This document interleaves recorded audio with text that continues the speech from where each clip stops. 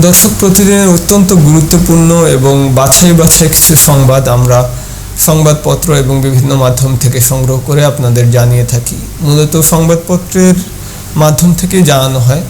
এই নিয়েই আমাদের বিবৃতির সংবাদপত্র শিরোনামের আয়োজন।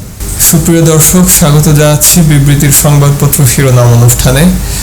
সংবাদ পড়ছি দৈনিক প্রথম আলো থেকে। বিএনপির কেন্দ্রীয় কার্যালয় থেকে গ্রেপ্তার 7 জনের রিমান্ড মঞ্জুর। আবারও ক্রাইম সিন বিএনপির কেন্দ্রীয় কার্যালয়। শিক্ষার্থীকে ছাত্রলীগের মারধর, মুঠোফোন পাসওয়ার্ড নিয়ে গেলেন প্রক্টর। চট্টগ্রাম বিশ্ববিদ্যালয়। আগামীকাল সারা দেশে কমপ্লিট শাটডাউনের ডাক কোটা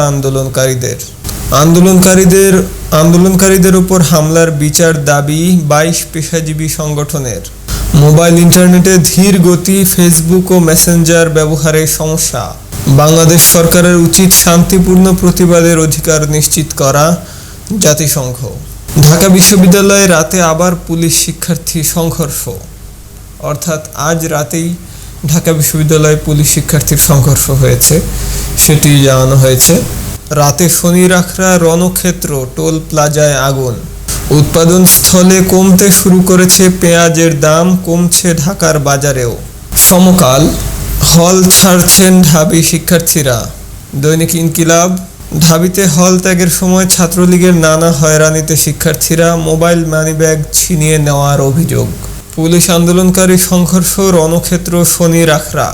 দৈনিক যুগান্তর। সহযোগিতা না পেলে ফেসবুক বন্ধ করে দেবে সরকার, বলছেন তথ্য প্রযুক্তি প্রতিমন্ত্রী জুনায়েদ আহমেদ পলক। দৈনিক ইত্তেফাক। রাজশাহী বিশ্ববিদ্যালয়ে সাউন্ড গ্রেনেড, রাবার বুলেট ও টিয়ার শেল নিক্ষেপ করে আন্দোলনকারী শিক্ষার্থীদের ছত্রভঙ্গ করে অবরুদ্ধ উপাচার্য ও উপ উপাচার্য সহ প্রশাসনিক কর্মকর্তাদের নিয়ে গেছে পুলিশ। প্রায় 15 মিনিটের অভিযানের পর অবরুদ্ধ উপাচার্যকে বাসভবনে পৌঁছে দেয়া হয়। কমপ্লিট শাটডাউনে কি খোলা কি বন্ধ?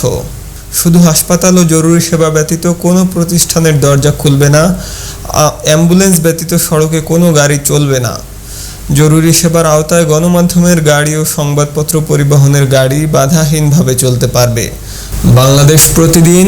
হানিফ ফ্লাইওভারের টোল প্লাজায় আগুন। ঢাবিতে রাতে আবার পুলিশ ও আন্দোলনকারীদের দফায় দফায় সংঘর্ষ। আইন শৃঙ্খলা রক্ষায় ঢাকায় 16 প্লাটুন আনসার মোতায়েন। আজকের পত্রিকা। বৃহস্পতিবার সারা দেশে জরুরি সেবা ছাড়া সব বন্ধের কর্মসূচি ঘোষণা। Complete shutdown. বৃহস্পতিবার গাড়ি চালানোর নির্দেশ আছে বলে জানালেন এনায়েতুল্লাহ। অর্থাৎ চট্টগ্রাম বিশ্ববিদ্যালয়ের একজন শিক্ষার্থীকে মারধর করা হয়েছে এবং তার মুঠোফোনের পাসওয়ার্ড সমেত নিয়ে যাওয়া হয়েছে এবং এই কাজটি করেছেন বিশ্ববিদ্যালয়ের প্রক্টর। কোটা সংস্কার আন্দোলনের পরিপ্রেক্ষিতে আজ বুধবার সকাল থেকে একে একে সব বিশ্ববিদ্যালয় বন্ধ ঘোষণা করা হয়। একই সঙ্গে শিক্ষার্থীদের বেঁধে দেওয়া সময়ে হল ছাড়ার নির্দেশ দেওয়া হয়। এ নির্দেশ পেয়ে শিক্ষার্থীদের একাংশ হল ছাড়লেও আন্দোলনকারীদের অনেকে ক্যাম্পাস না ছাড়ার ঘোষণা দেন। বুধবার সন্ধ্যা পর্যন্ত খুলনা বিশ্ববিদ্যালয় ও বাংলাদেশ কৃষি বিশ্ববিদ্যালয়ে অনেক শিক্ষার্থী হল ছেড়ে যাননি। অর্থাৎ বিশ্ববিদ্যালয়ের শিক্ষার্থীদের হল ছাড়তে বলা হয়েছে। আন্দোলনের প্রেক্ষিতে বা আন্দোলনের স্বার্থে হয়তো তারা হল ছাড়তে চাইছিলেন না, তবু তারা তাদের